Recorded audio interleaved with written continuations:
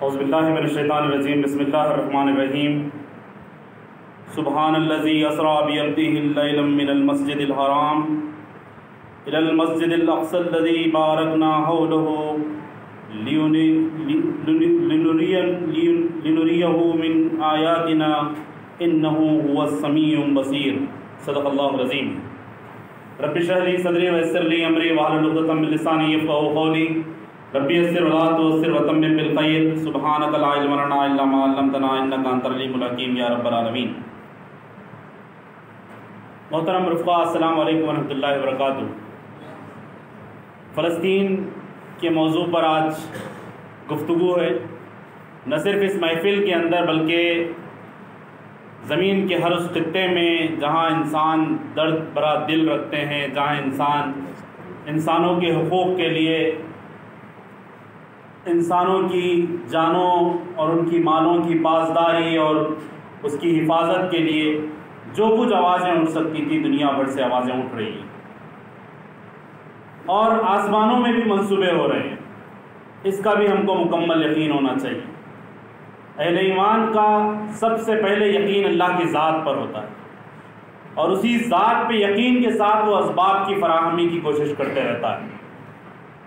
اور اس پورے یقین کے ساتھ کہ وَيَمْكُرُونَ وَيَمْكُرُ اللَّهُ وَاللَّهُ خَيْرُ الْمَاكِرِينَ، زمین والے اپنی چالیں چلتے ہیں، اپنے منصوبے بناتے ہیں، اپنی اسٹریٹجیز بناتے ہیں، اپنے پلانز بناتے ہیں، اور آسمان پر بھی منصوبے بنتے ہیں، آسمان پہ بھی اسٹریٹجیز بنتی ہیں، آسمان پہ بھی پلانز بنتے ہیں، اور در حقیقت کامیاب منصوبے وہ ہوتے ہیں جو آسمانوں سے جن کا نزول ہوتا ہے، اللہ تعالیٰ جن کا نزول کرتے ہیں۔ اور یقیناً موجودہ جو حالات جس رخ پر نکل پڑے ہیں اس میں یہ بات بہت عیاں محسوس ہوتی ہیں کہ آسمان کے جو منصوبے ہیں وہ حتمی ہیں، وہ فیصلہ کن ہیں، وہ انسانوں کی جان، مال، عزت، آبرو، ایمان کی حفاظت کے لیے ان کو جانچا گیا ہے، ان کو پرکھا گیا ہے، ان کو آزمایا گیا ہے، کٹھنائیوں سے گزارا گیا ہے، کٹھن ان لمحات سے ان کو گزارا گیا ہے جن کا تصور ہم اپنی زندگیوں میں کرتے ہوئے رونگٹے کھڑے ہو جاتے ہیں، اور پھر یقیناً ان آزمائشوں میں کھڑے اترنے کے بعد اللہ کی نصرتیں نزول کرنا شروع کرتی ہیں، اللہ تعالیٰ کی طرف سے نصرتیں ان کا مقدر بن جاتی ہیں۔ دنیا میں بسنے والے لوگ اسے جانوں کے جانے اور مالوں کے بکھر جانے پر تجزیہ کرنے لگتے ہیں، لیکن آسمانوں میں بیٹھا خدا اس کا تجزیہ ایسے کرتا ہے کہ در حقیقت کون وہ لوگ ہیں جو اللہ تعالیٰ پر مکمل ایمان، ثم استقاموا، پوری استقامت والا ایمان جنہوں نے لایا اور پھر اس پر ڈٹ گئے، اس پر جم گئے، اور یقیناً تتنزل علیہم الملائکہ اللہ تخافوا ولا تحزن، کہ اللہ تعالیٰ ایسے ایسے جگہوں سے ان کی مدد کرتا ہے، یہاں تک کہ ملائکہ کے نزول کے ذریعے سے ان کی مدد کی جاتی ہے، اور اللہ تعالیٰ یہ وعدہ بھی کرتا ہے، یہ ان کا دھارس بھی مانتا ہے، یہ ان کو ہمت بھی دیتا ہے، اللہ تخافوا ولا تحزن، نہ خوف کرو نہ غمزدہ ہو، پریشان مت ہو۔ دنیا اسے بظاہر پریشانی سمجھتی ہے، دنیا اسے نقصان سمجھتی ہے، دنیا اسے لاس سمجھتی ہے۔ اللہ تعالیٰ کہتا ہے کہ ہم نے اہل ایمان کی جانوں اور مالوں کے سودے جنت کے عوض ان کے ساتھ کر لیے۔ تو یہ جو مسئلہ ہمارے سامنے آج درپیش ہے، دنیا جس پہ ذکر کر رہی ہے، جس پہ تذکرے ہو رہے ہیں، جس پہ بڑی آہ و بقا بھی مچی ہوئی ہے دنیا کے اندر،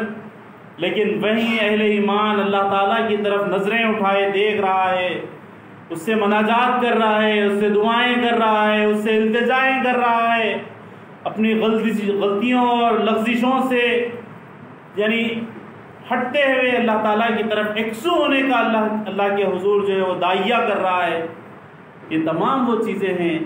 جو اس امت کے ساتھ، اس ملت کے ساتھ، اہل ایمان کے ساتھ یقیناً ایک خیر اپنے ساتھ لے کر آئی، ایک بڑی کامیابی اپنے ساتھ لے کر آئی، اور وہ کامیابی جن کا وعدہ اللہ نے آخرت کے لیے تو کر ہی رکھا ہے، لیکن جب نبیوں نے اللہ کے نبی نے اللہ سے دعائیں کی تھی تو اللہ تعالیٰ نے قرآن مجید کی وہ آیت کا نزول کر دیا کہ ہم حسبتم ان تدخلوا الجنہ، کیا سمجھتے ہو کہ جنت اتنی آسان ہے؟ سابق میں ایسے ہوا کہ ہم نے نبیوں کو آزمایا ہے، کٹھنائیوں سے گزارا ہے، آزمائشیں ان کی ہیں، اور ان آزمائشوں میں وہ کھرے اترے ہیں، یہاں تک کہ ایسے وقت آئے جب نبی تک پکار اٹھے کہ اللہ تیری مدد کب آئے گی۔ اللہ تعالیٰ اس بات کا تیقن دیتے ہیں، اس بات کی شیورٹی دیتے ہیں کہ یقیناً دنیا کے اندر جو تم نصرت چاہتے ہیں وہ نصرت بھی تمہارے شامل حال ہوگی۔ آخرت کی نصرت، آخرت کی کامیابی،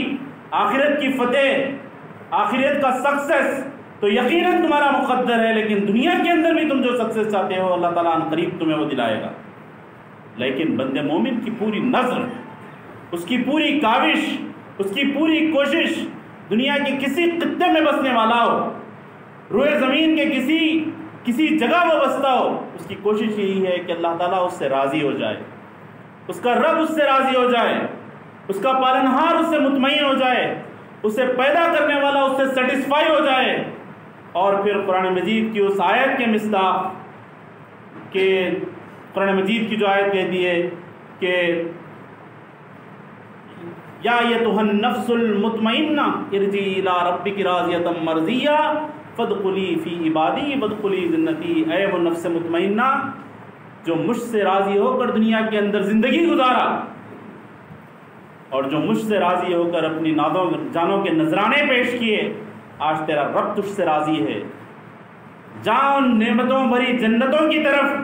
جس کا تجھ سے وعدہ کیا گیا۔ یہ وہ ایمان ہے، یہ وہ حوصلہ ہے، یہ وہ ہمت ہے، یہ وہ شجاعت ہے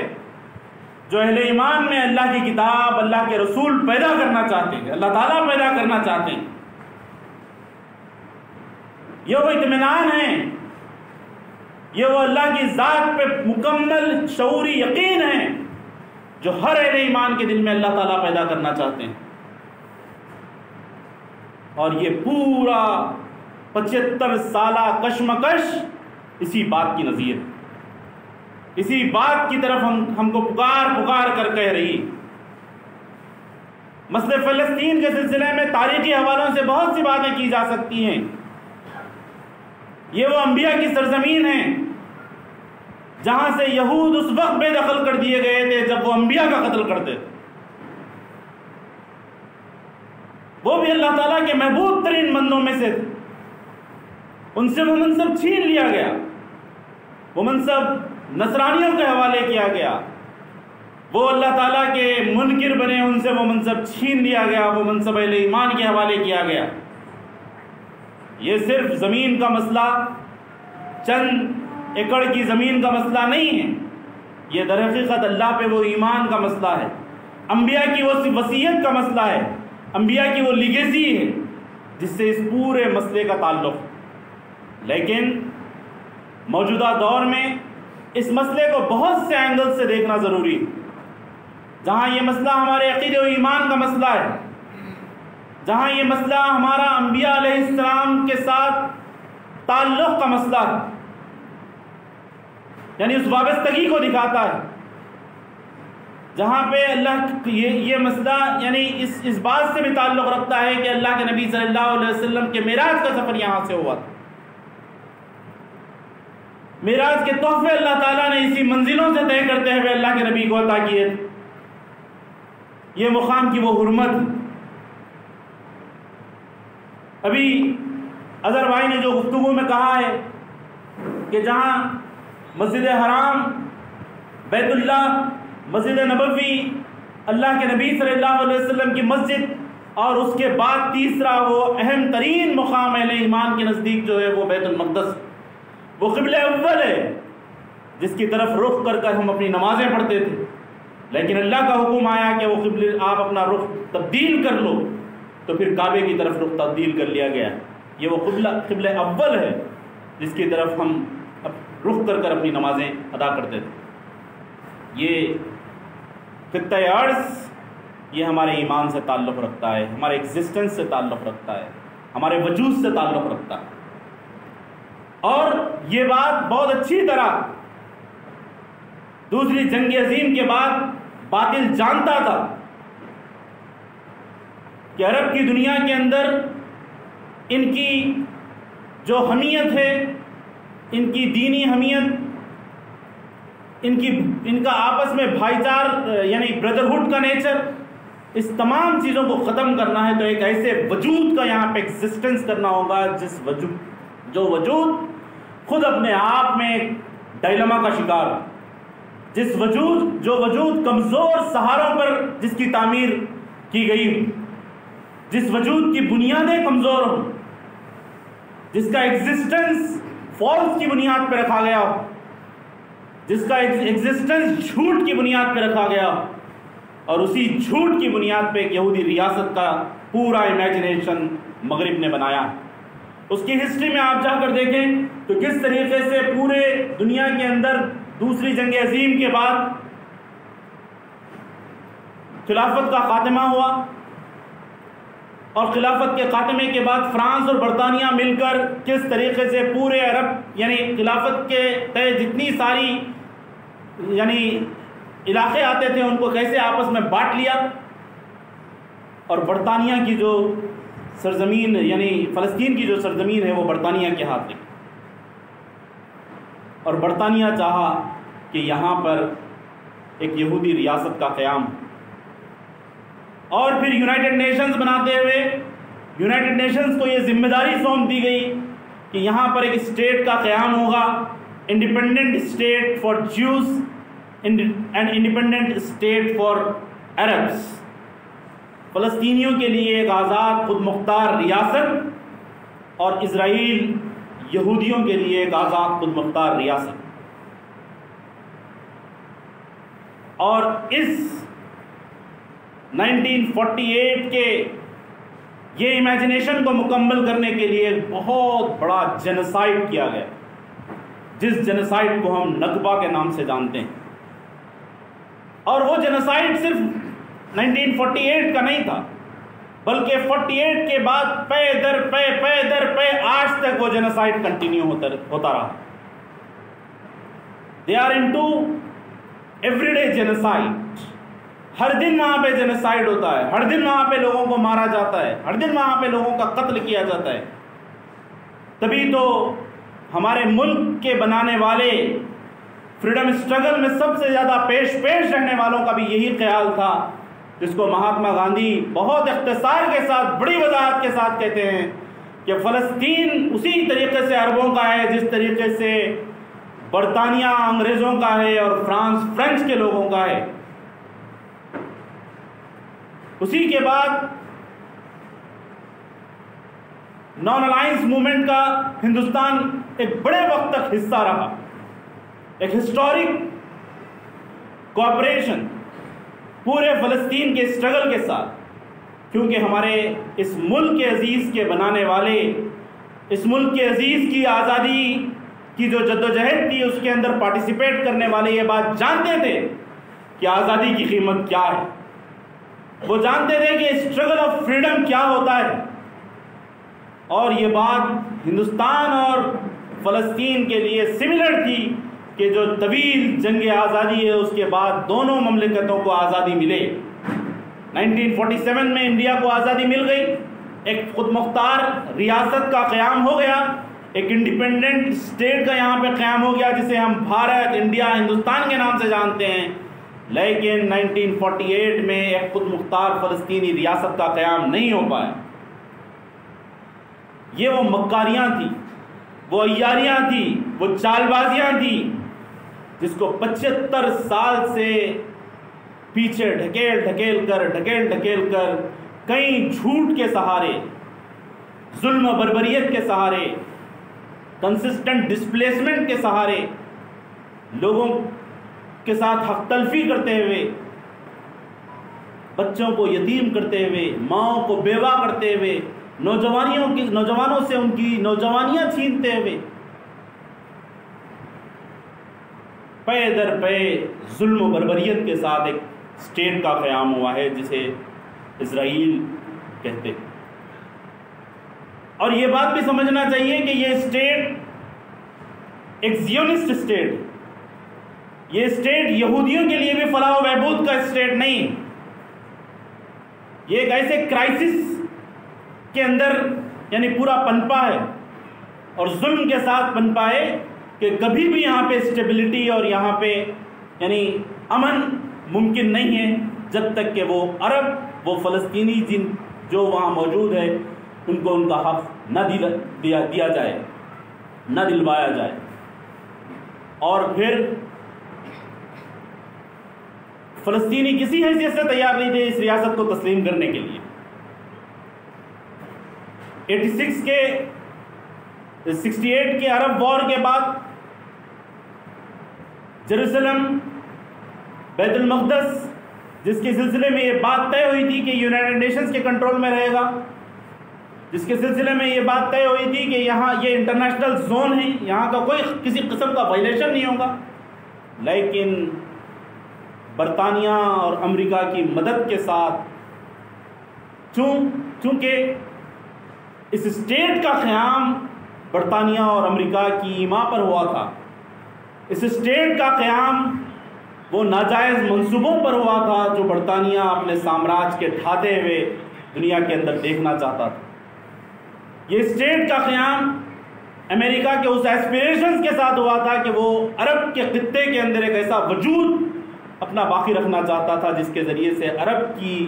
یا اس خطے کی کبھی بھی ترقی ممکن نہ ہو پائے۔ اس کی حفاظت ان کی انا کا مسئلہ بن گیا تھا، اس کی حفاظت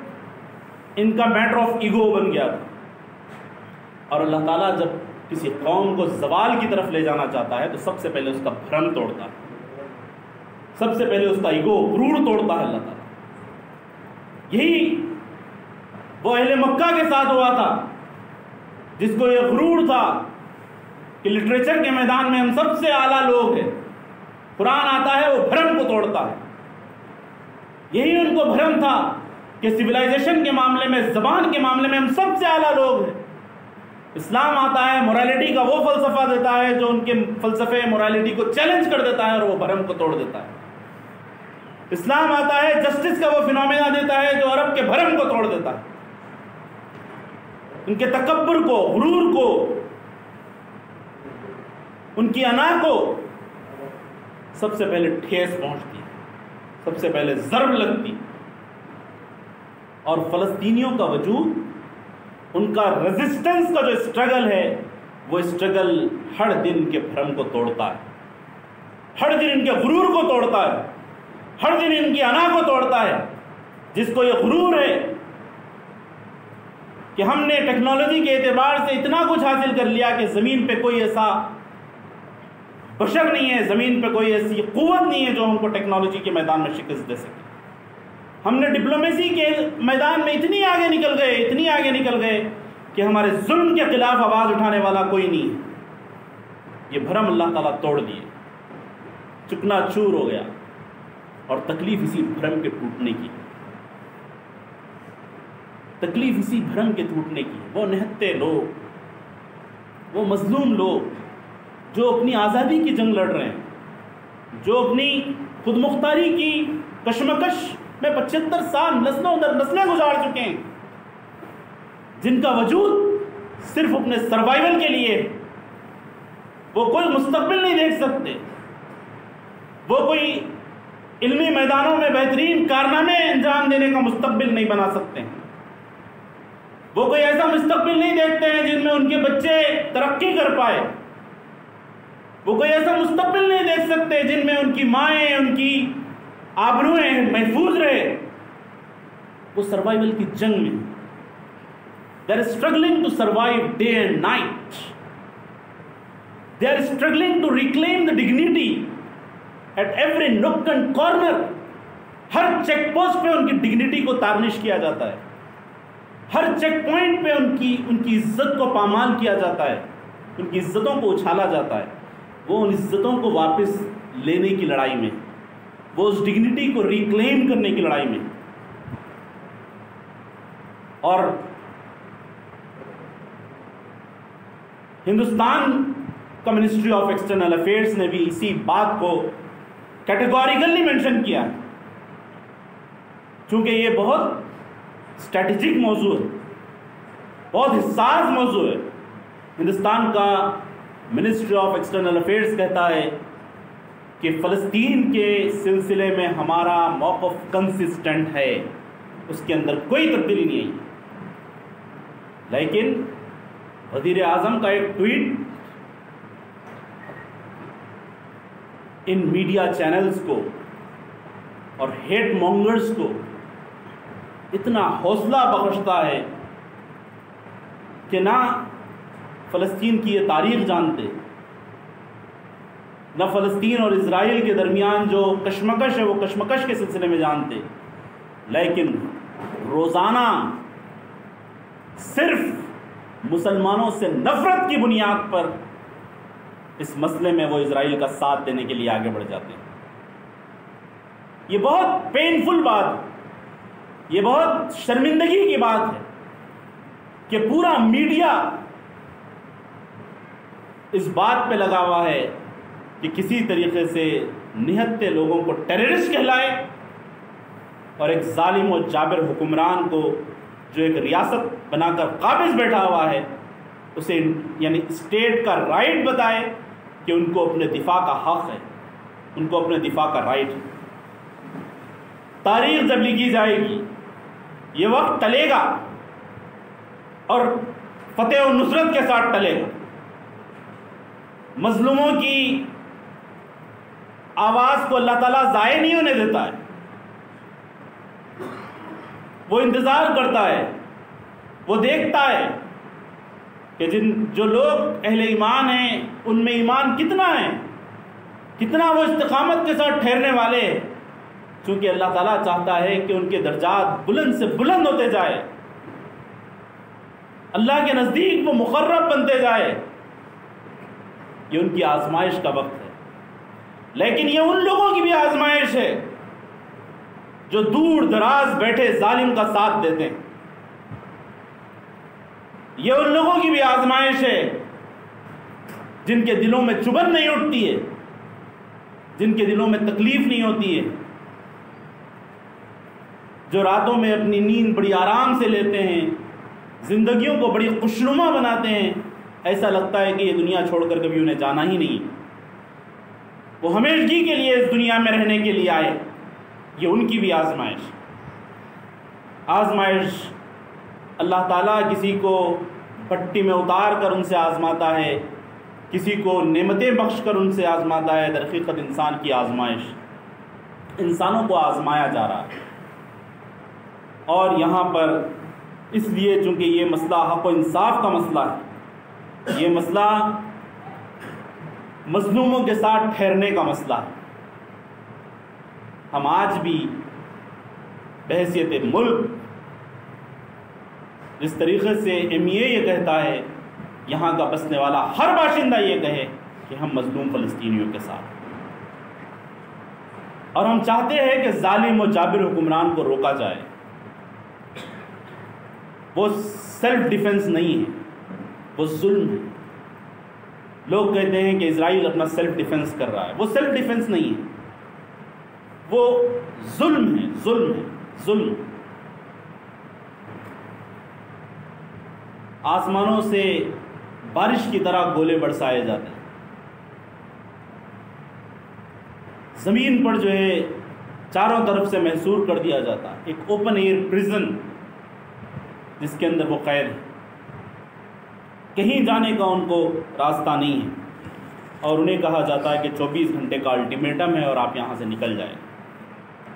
ظالم اپنے تکبر میں اتنی آگے نکل گیا کہ وہ اللہ کے وجود کو بھلا بیٹھا. وہ نہیں جانتا کہ جس وقت عرش کے فیصلے ہوتے ہیں اس وقت آپ محصور کر دیے جائیں، اس وقت چاروں طرف سے آپ قید کر دیے جائیں، لیکن جب فیصلے مکمل ہو جاتے ہیں تو پھر اس کا نفاذ زمین پہ ہوتا نظر آتا ہے. غیب سے اللہ تعالیٰ مدد کرتے ہیں، اور ہم دعا کرتے ہیں اللہ تعالیٰ سے کہ اللہ تعالیٰ ان نہتے مظلوم فلسطینیوں کی آسمانوں سے ایسی مدد اور ایسی نصرت فرما وہ سرخ روح ہو کر اٹھے. اس پورے ڈسپشن کا جو نریٹو ہے جس کو میڈیا چلا رہا ہے،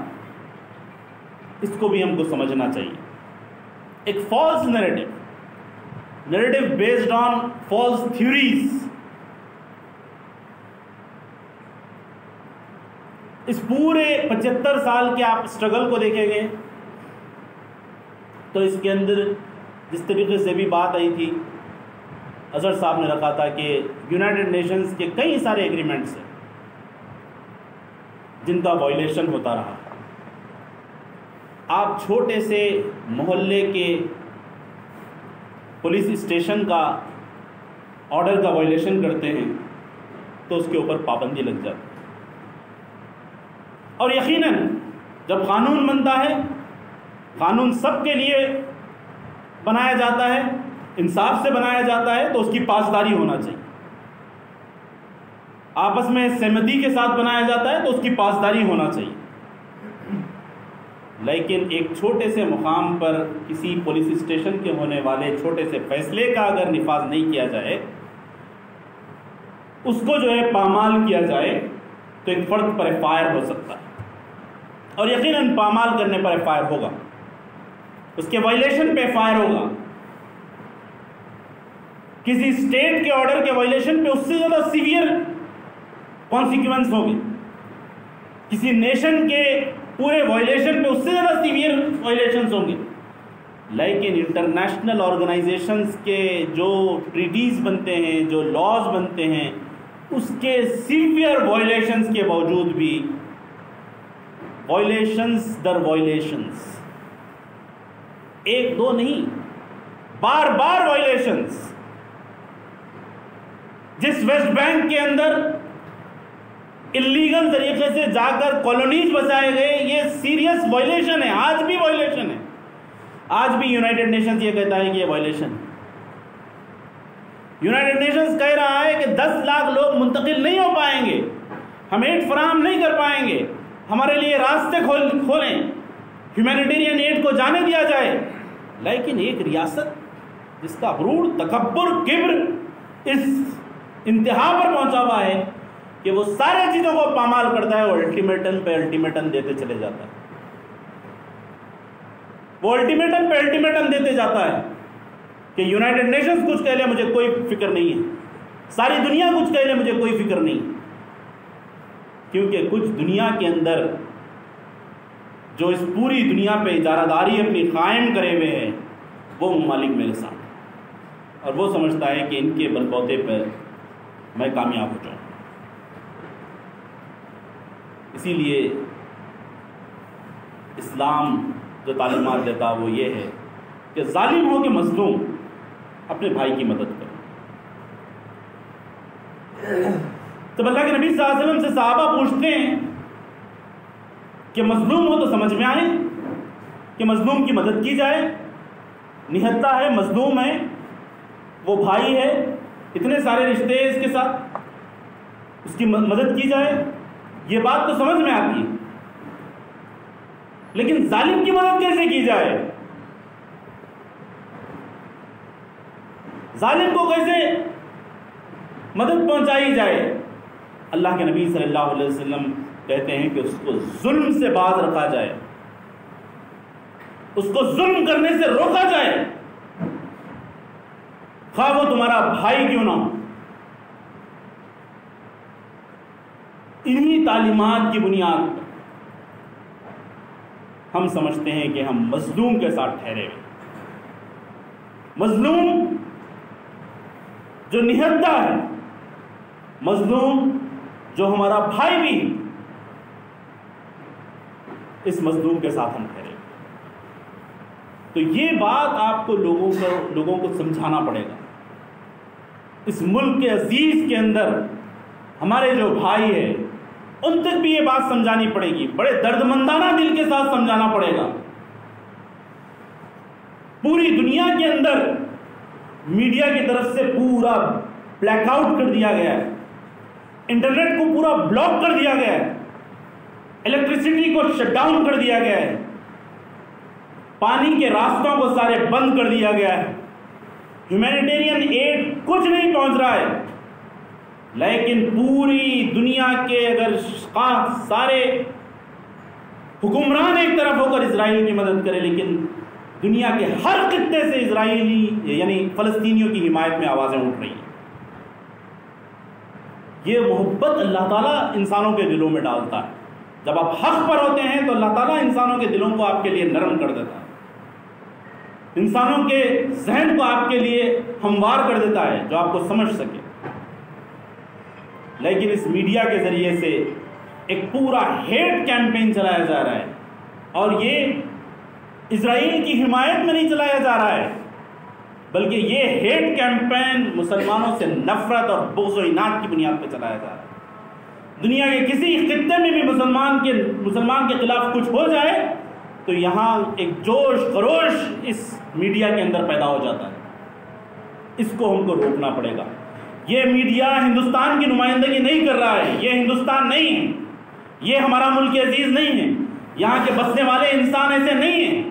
یہ ہندوستان کی غلط نمائندگی پوری دنیا کے اندر کر رہا ہے،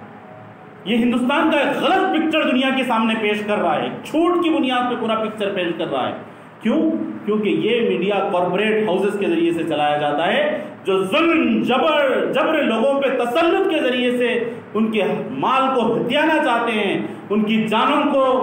جانیں لینا چاہتے ہیں، وہ دلت ہو، آدیواسی ہو، کسی بھی کمیونٹی کو یہ کیپٹلسٹ فورسز اس ملک کے اندر یہاں کے انسانوں کو محروم کرنا چاہتی ہے، اور اس محروم کرنے کے لیے اس میڈیا کا وہ استعمال کر رہی ہے، پیسے کے بل بوتے پر یہ میڈیا کا استعمال کر رہی ہے۔ لیکن ہم کو یقین ہے کہ میڈیا کا کتنے ہی اپنے نیریٹیوز بنا لے، کتنا ہی اپنا پرسپشن بنا لے،